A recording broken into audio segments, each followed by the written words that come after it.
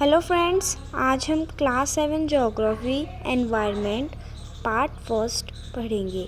Environment का mean होता है वातावरण।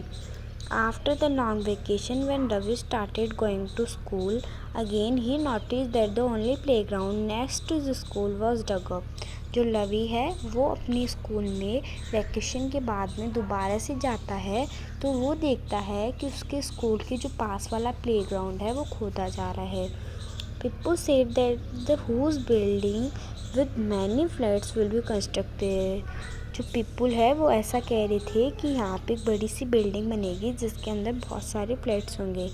Ravi was almost in tears when he realize that the big playground with the soft grass marigolds and butterflies is gone for ever. जो रवि है वो मन में सोचता है कि इसका मतलब जो बड़ा सा प्लेग्राउंड उसके सॉफ्ट सी ग्रास मैरीगोल्ड के फ्लावर्स बटरफ्लाइज वो सब हमेशा के लिए चली जाएंगी। He shared his feeling with his classmates। उसने अपनी फीलिंग्स को अपने क्लासमेट्स को शेयर की। In the assembly the principal sadly observed see how our environment is changing। जो प्रिंसिपल है उनका वो असेंबली में उदासी से देख रहा था कि हमारा जो एनवायरनमेंट है वो कैसे बदला जा रहा है। In the class Ravi asked his teacher what is environment what ever seen in your surrounding said the teacher. जो रवि है वो अपने टीचर से पूछता है कि टीचर हमारा एनवायरनमेंट क्या होता है। तो उनका टीचर है वो ऐसा कहता है कि जो हमारे आसपास में होता है वो हमारा एनवायरनमेंट होता है। Ravi thought aloud that means the school building tables chairs in the classroom even the open field the road the garbage my friends all are part of our environment. जो रवि है वो सोचता है और बोलता है कि इसका मतलब हमारे स्कूल की जो बिल्डिंग टेबल्स जो हमारे क्लासरूम में चेयर्स है वो ओपन सा फील्ड है वो रोड कूड़ा मेरे दोस्त सब ये क्या एनवायरनमेंट के पार्ट है। Yes said the teacher but wait some objects are created by nature for example mountains rivers trees animals.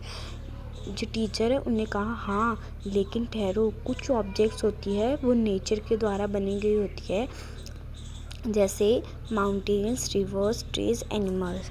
Other are made by peoples for example roads cars clothes books. और कुछ होती हैं जो हमारे द्वारा बनाई गई होती है मतलब पीपल्स के द्वारा बनाई गई होती है। उसके एग्जाम्पल जैसे roads cars clothes books. Now work in pair, make a list with your classmates sitting to next to you of the creation of nature and by human beings। जो टीचर है उन्होंने बच्चों को काम दिया कि आप लोग एक लिस्ट बनाओ जिसके अंदर एक तरफ लिखो क्रिएशन ऑफ नेचर एक तरफ लिखो क्रिएशन ऑफ ह्यूमन बींग्स। और उन्होंने बच्चों को जोड़े में काम करने के लिए बोला था। Ravi Paramjit Jessie Mustafa Asha were all excited about making the list with why our environment is changing asked Iqbal। It is all of our needs, they are increasing day by day, we are they modify and at times even destroy our natural surrounding, the teacher replied। जो ये रवि मुस्तफ़ा परमजीत ये सब excited थे इस list को बनाने के लिए।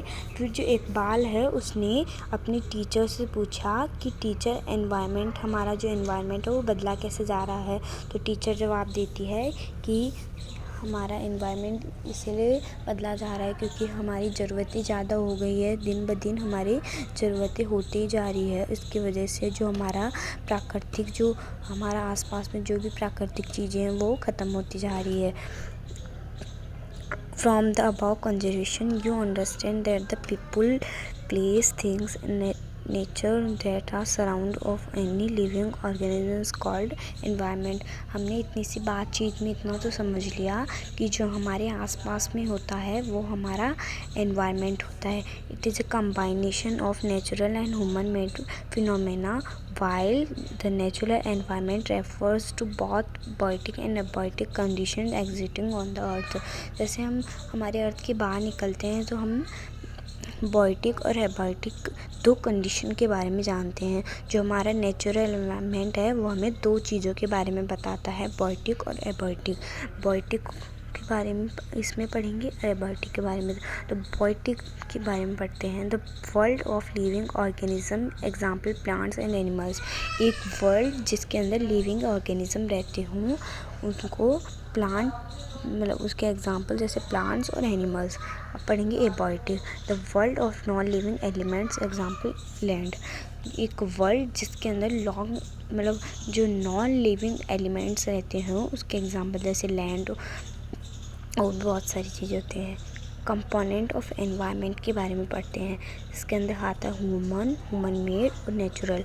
तो नेचुरल पढ़ते हैं हम, उसके अंदर आता है कि बायोस्फीयर जिसके अंदर लिविंग थिंग्स होती है, लैंड लिथोस्फीयर जिस लिथोस्फीयर के अंदर जैसे लैंड होती है, एटमॉस्फेयर के जैसे एयर होती है, वाटर मतलब वाटर हाइड्रोस्फीयर में तो हाइड्रोस्फीयर में वाटर होता है।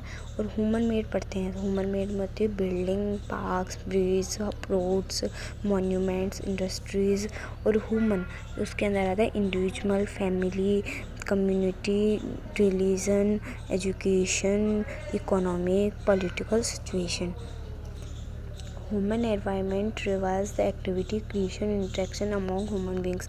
जो ह्यूमन एनवायरनमेंट क्या होता है इसके बारे में हम पढ़ते हैं। जो एक्टिविटीज़ क्रिएशन जो होती है ह्यूमन बींग के द्वारा उसको हम ह्यूमन एनवायरनमेंट कहते हैं। Natural environment, land, water, air, plants and animals comprise the natural environment. जो land, water, air, plants, animals ये सब नेचुरल एनवायरनमेंट को बनाते हैं। You are familiar with the meaning of lithosphere, hydrosphere, atmosphere and biosphere from previous class. हमने इतना सा बस इनकी मीनिंग तो पढ़ ली है कि लिथोस्फीयर, हाइड्रोस्फीयर, एटमॉस्फेयर, बायोस्फीयर ये हमने पिछली क्लास में इनकी मीनिंग पढ़ ली है। Let's us learn some more facts about this domains. इन सब चीज़ों के बारे में हम और कुछ चीज़ें और कुछ सीखते हैं। Lithosphere is the solid crust और the hard top of the earth. जो लिथोस्फीयर होता है वो हमारी अर्थ के ऊपर की क्रस्ट होती है, टॉप लेयर होती है, सॉलिड लेयर होती है। It is made of rocks and minerals and covered by a thin layer. और ये रॉक्स और मिनरल से ढकी हुई होती है और इसमें एक पतली सी लेयर होती है। It is an irregular surface with valleys etc. Landforms are found over the continents and also on the ocean floors. और ये सब इसकी बहुत सारी लैंड फॉर्म्स होती हैं जैसे माउंटेन्स, प्लेट्यूज, प्लेन्स, वैलीज़। और लैंड फॉर्म्स होती है वो कॉन्टिनेंट्स में और ओशियन फ्लोर्स पे पाई जाती है। Lithosphere is the domain that provides us forest, grasslands for grazing, land for agriculture and human settlement. It is also source of mineral wealth. जो लिथोस्फीयर होती है वो हमें प्रोवाइड करता है फॉरेस्ट्स, ग्रासलैंड्स और एग्रीकल्चर। हमें एग्रीकल्चर देता है मतलब ज़मीन देता है एग्रीकल्चर के लिए। और हमारा सेटलमेंट करता है ह्यूमन सेटलमेंट। और ये एक मिनरल का संसाधन मतलब मिनरल का साधन है। The domain of water is refer to the hydrosphere.